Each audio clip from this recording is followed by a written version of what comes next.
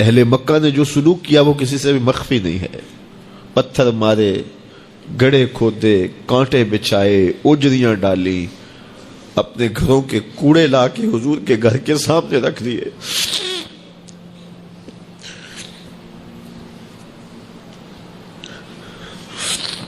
یہ کس چیز کی سزا دے رہے تھے میرے حضور کو؟ میرے حضور علیہ السلام نے پھر طائف کا سفر کیا کہ شاید وہ لوگ میری بات کو سن لیں، لیکن انہوں نے جو دردناک سلوک کیا وہ بھی تاریخ کا ایک انتہائی دردناک باب ہے. انہوں نے اوباشوں کے ہاتھوں میں پتھر دیے اور جس راستے میں میرے حضور نے گزرنا تھا ان کو اس راستے پہ کھڑا کر دیا اور کہا ان پہ سنگ زنی کرو. اور وہ آقا کریم پہ پتھر مارتے، حضور کے پاؤں پہ پتھر مارتے. آقا کریم علیہ السلام پاؤں اٹھاتے تو وہ دوسرے پاؤں پہ مارتے. پھر حضور شدت درد سے بیٹھ جاتے تو ان کے دو گھنڈے دائیں بائیں سے آگے بڑھتے اور حضور کو کندھوں سے پکڑ کے اٹھاتے، پھر سنگ باری کرتے.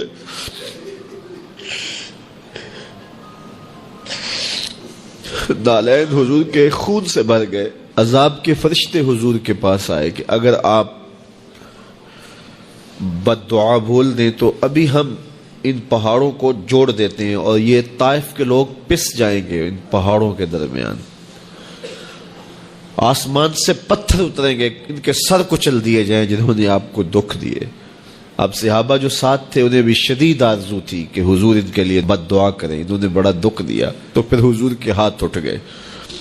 صحابہ کا خیال یہ تھا کہ ابھی حضور کی زبان کھلے گی اور بد دعا کے لفظ نکلیں گے اور یہ پیس دیے جائیں گے. لیکن جب وہ لب کھلے، وہ پتلی پتلی گلے قدس کی پتیاں، وہ لب ہائے دور جب کھلے تو لفظ کیا تھے؟ اے اللہ میری قوم کو ہدایت دے دے، یہ مجھے جانتی نہیں. اور کہا کہ مجھے ان کی نسلوں سے ایمان کی توقع ہے. باپ کا انتقال حضور کے اس دنیا پہ قدم رکھنے سے پہلے ہی ہو گیا تھا. ابھی شکم مادر میں تھے کہ حضرت عبداللہ کا انتقال ہو جاتا ہے. در یتیم پیدا ہوئے ہیں. 6 سال کی عمر میں ابوا کے مقام پر ریت کے ٹیلے آئے تو وہاں سیدہ آمنہ کی طبیعت خراب ہو گئی اور پھر لمحے بھی زندگی کے آخری ہیں. سیدہ آمنہ نے محسوس کر لیا کہ یہ میری آخری سانسیں. سیدہ پاک نے حضور کے سر پہ ہاتھ رکھا اور روتے ہوئے کہا کہ بیٹا ہر نئی چیز نے پرانا ہو جانا ہے، ہر باقی نے فنا ہو جانا ہے.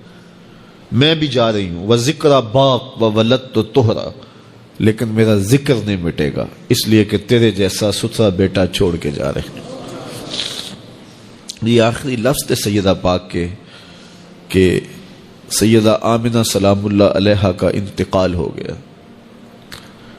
خیر حضور ماں سے لپٹ گئے. امی آپ آگے بولتی نہیں ہیں، لیکن خاموش ہو گیا تھا چمن بولتا.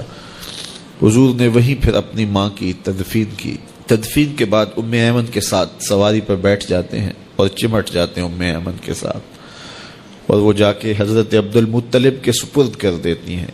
تو حضرت عبد المطلب حضور کو آغوش میں لے کے بڑا روئے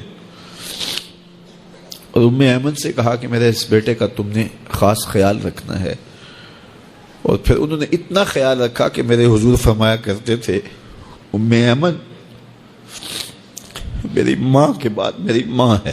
2 سال کے بعد حضرت عبد المطلب کا بھی انتقال ہو گیا.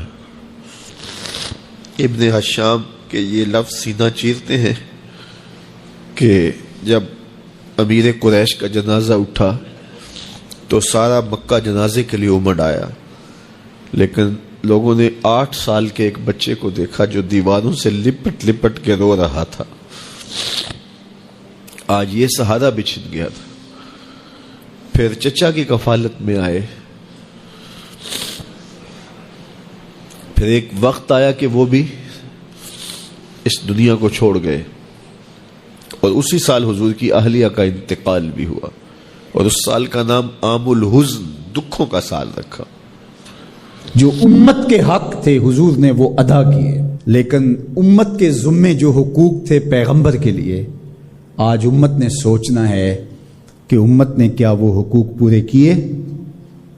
جس طرح طائف کے بازاروں سے لے کے مکے کی گلیوں تک اذیتیں سہی، تکلیفیں گوارا کی، مقاومتیں، مخالفتیں، نکتہ چینیوں کے طوفان، ناموافق حالات کے جکڑ، اذیتیں، کسے ہوئے آوازیں، کیا کچھ نہیں تھا۔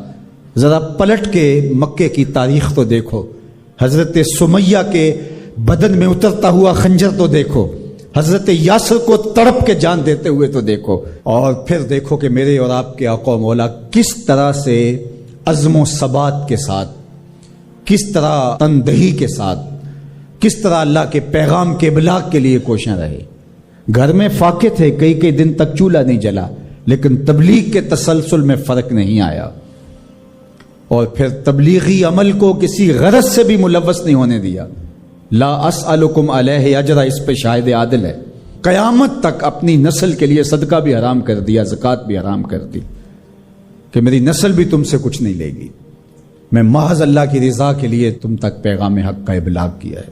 جو حق تھا حضور کے ذمے امت کا، اس کو ادا کیا۔ اب امت کے ذمے جو حق ہیں، ذرا امت ایک لمحے کے لیے سوچے کہ وہ حق ادا کیا۔ سب سے پہلا حق جو امت کے ذمے عائد ہوتا ہے وہ ہے ایمان بالرسول، نبی پر ایمان لانا۔ ایمان لانے کا مطلب کیا ہے؟ تسلیم کردن، گردن نہادن، سر تسلیم خم کر دینا، یہ ہے ایمان۔ اپنی خواہش ترک کر کے جس کو مان لیا ہے اس کے لیے گردن جھکا دینا۔ تیرے ہندیاں سندیاں محبوبہ، میں کافر ہواں جے میں ہواں۔ دوسرا تقاضا اتباع ہے، اور وہ ایمان کا تقاضا بھی ہے۔ رسول کو ماننے کا مطلب یہ ہے کہ رسول کی مانی بھی جائے۔ یہ کیا ماننا ہوا کہ خواہش اپنی ہوئی، ساری زندگی اپنی مرضی کے مطابق گزاری، شادی بھی ساری اپنی مرضی کے مطابق، ساری رسمیں ہندوانہ کی، صرف ایجاب اور قبول، پھیرے نہیں لگوائے، وہاں کہا چلو یہاں ہم دین کا ٹچ دے دیتے ہیں، وہاں چلو تدفین کا مرحلہ آیا تو جلاتے نہیں ہیں، کفن پہنا دیتے ہیں اور تدفین کر دیتے ہیں چونکہ ہم مسلمان ہوتے ہیں۔ فیکٹری کے اندر جو کچھ ہو رہا ہے وہ سارا بینک سے لمٹیں چل رہی ہیں، وہ سارا جو ہے وہ اللہ سے اعلان جنگ ہے، اور باہر نمائش کے لیے دسترخوان لگایا ہوا ہے کہ ہم غریبوں کو کھانا کھلا رہے ہیں۔ یہ دھوکہ تم اپنے ساتھ کر رہے ہو، رب کے ساتھ نہیں کر سکتے۔ یہاں سر سے لے کر پاؤں تک آنا ہوگا، آدھا تیتر آدھا بٹیر نہیں چل سکتا۔ تو نبی کی اطاعت پھر اس میں کیا، کیوں، کیسے ممکن ہے؟ جب مان لیا تو پھر مان لیا۔ اللہ حکمت سمجھ میں آ گئی تو اچھی بات ہے، نہیں سمجھ میں آئی تو پھر بھی حکیم کا عمل حکمت سے خالی نہیں ہوتا۔ جو حکیم نے کہا اس کے پیچھے کوئی حکمت ہوگی، وہ تمہاری نظر میں ابھی نہیں آئی، کچھ وقت بعد آ جائے گی، نہ بھی آئے تو کوئی فرق نہیں۔ پھر ایمان بالغیب کس کو کہتے ہیں؟ تو اللہ اس کے رسول کی مان لینا کہ بس ہمارے ذمہ ان کا حق ہے، ان کی ماننا ہمارا حق ہے، اطاعت ہمارا حق ہے، تو بس یہ کافی ہے۔ اب صحابہ کی زندگیاں دیکھ لیجیے، انہیں حکمت نہیں پوچھی۔ حضور خطبہ دے رہے ہیں اور فرمانے لوگوں بیٹھ جاؤ، یہ باہر رش ہو رہا ہے نا سامنے، تو فرمایا بیٹھ جاؤ۔ حضور کی آواز بلند تھی، بنو غنم میں صحابی آ رہے تھے، وہ وہیں بیٹھ گئے۔ اللہ اکبر۔ کسی نے کہا تم یہاں بیٹھے ہو، کہ حضور نے کہہ دیا اور بیٹھ گئے۔ اللہ اکبر۔ تو یہ ہے اطاعت، یہ ہے فرما برداری، یہ ہے زندگی کا جمال۔